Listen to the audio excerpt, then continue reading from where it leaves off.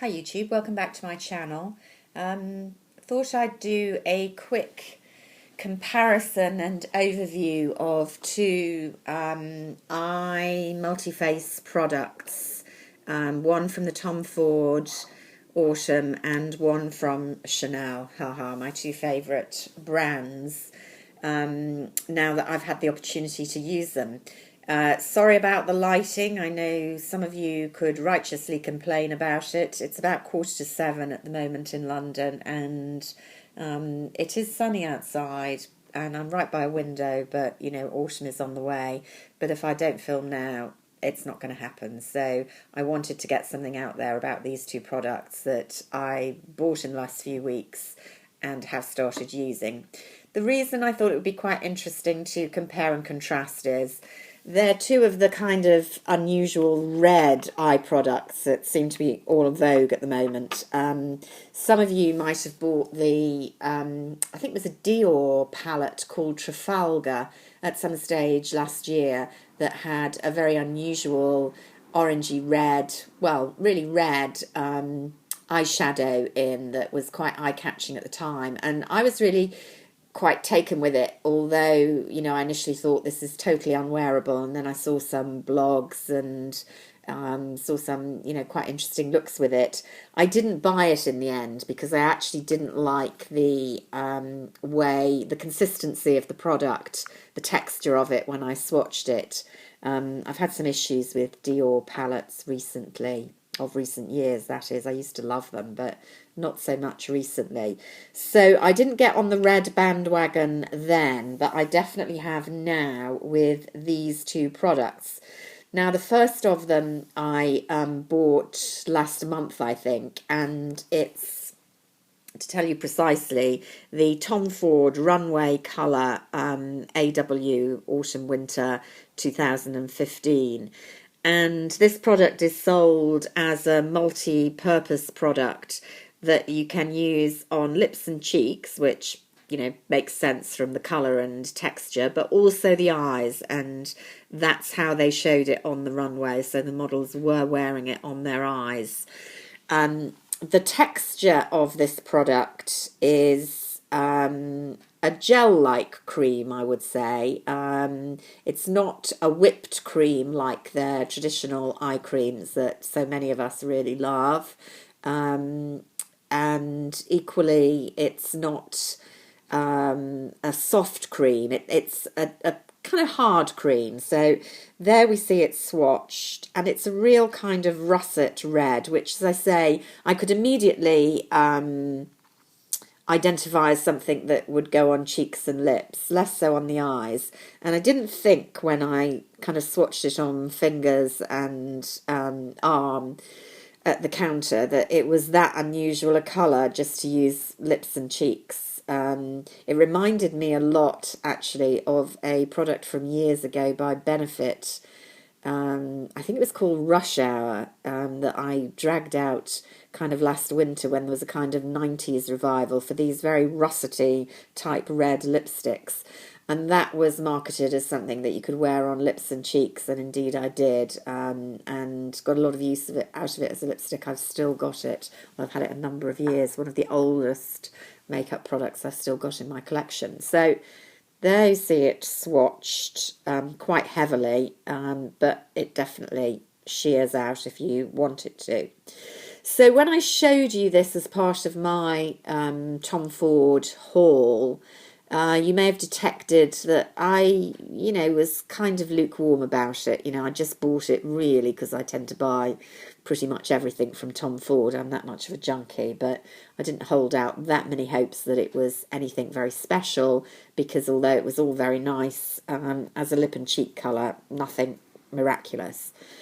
However, I will say I then did try it out on the eyes, and it's very counterintuitive to me to put red stuff on my eyelids because I have red undertones to my very pale skin, and I would normally think, well, that will make me look very sickly and tired and ill. I have to say it doesn't. It looks really good, just on the lid and slightly sheared out above the crease, very easily with the finger. fairly lightly applied, so it's looking, more like this than the heavy colour when it's heavily applied. Really seems to brighten and bring out the blue in my eyes, and it is such an easy product. I literally can just bang that on, smooth out with my index finger, and perhaps put some line on as well, since I've got this Ardent from the fall collection from Chanel, using this. And very counterintuitively, because you would think, all this orange red around the eye is not going to look good.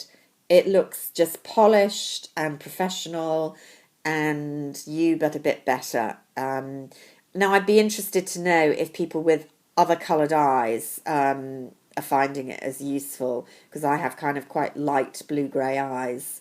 And I've worn it today for work with blush, mascara, and a bit of pink lipstick, and it very easy, very nice, like it a lot. Is it worth whatever I paid for it? Can't remember off the top of my head, but it wasn't cheap. To me it is, because I'm always looking for kind of one-stop products. So to use one product on my eyes that makes me look better than I've woken up looking, and I can get on quickly to go out in the morning, that's worth it to me. I wouldn't wear it for a night out, I don't think, but then, I like to experiment more. So, emboldened by that discovery, I then bought just last week the Chanel Illusion d'Ombre in Rouge Gorge, which is even more eye-catching because it's this kind of brick orange. This is the usual Illusion d'Ombre texture, so this cushiony, slightly bubbly cream that almost goes to a sort of powder as you shear it out on the skin. And it's, as always, it's very buildable. Now, this is a definite orange and a very warm brick-toned orange, and I thought this might be a step too far. And I will say that I have to apply this with more care than the Tom Ford one. So I had put it on my lids, and it looked okay, but shearing it above to give myself a little bit of depth above the crease, I had to be more careful. But again, it was and is very flattering to blue eyes, and I do like it. Now, do you need both of them? Of course not. Which of them should you go for? How can I say? It depends. This is the less versatile product, obviously, because it's just for the eyes. It's not for the lips and cheeks. I mean, that's not how they market it. I don't know whether you could use it for lips and cheeks, but it's an eye product. And it is definitely more vivid and a more unusual colour than the Tom Ford. On the other hand, it's certainly not like anything else I have got in my makeup collection. I haven't even got, I don't think, in fact I'm pretty sure, I've got an awful lot of powder eyeshadows and I've got nothing exactly like this. So from that point of view, if you were just going for one, you might want to go for something that's very different from what you already have, and this will be it. It's a very typical in texture and use Chanel product. The Tom Ford one is more versatile in that you definitely could very easily use it if you like cream blushes. Work very well as an autumnal cream blush, very buildable, will suit a lot of complexions, definitely very suitable for this time of year and winter as we go into it. I have used it on the lips. It doesn't really stay on the lips very much, and it's one of those colours that is kind of your lips but slightly better. I wouldn't buy it just to use on the lips, but if you've got it in your handbag, then you can definitely use it that way. So in that sense, it's a more versatile product. I like them both, and I'm glad I've got them both, and I'll definitely use them both this autumn. So I hope that's useful if you're thinking about going red. This autumn, fall. I will mention this product, which is new to me as of last night. It's the Tom Ford Complexion Enhancing Primer, one of the new ones. They have had them out in a kind of pearl for a long time, which I haven't got. This one is the pink glow, and there's also a peach one. I think I mentioned them both in my Tom Ford haul, and I hadn't got them at that point because although they swatched perfectly nicely, the peach was a bit too strong for me. I decided I didn't need a primer. I then read a lot of reviews saying this primer is exceptional on making your open pores look a lot better with makeup on. So I fell for it and bought it. Now, I've only used it once today. I will say it's a very good primer in terms of making your makeup last. Mine's done really, really well today. It's quite a heavy duty primer, I would say. There's definitely silicons there, but I mean, it's not a super slippy, itchy silicone primer, which a lot of the cheaper ones are. It's quite thick. I needed quite a lot of it to cover my face before I put foundation on, because it didn't have that slip all over. Does it actually camouflage the pores that well?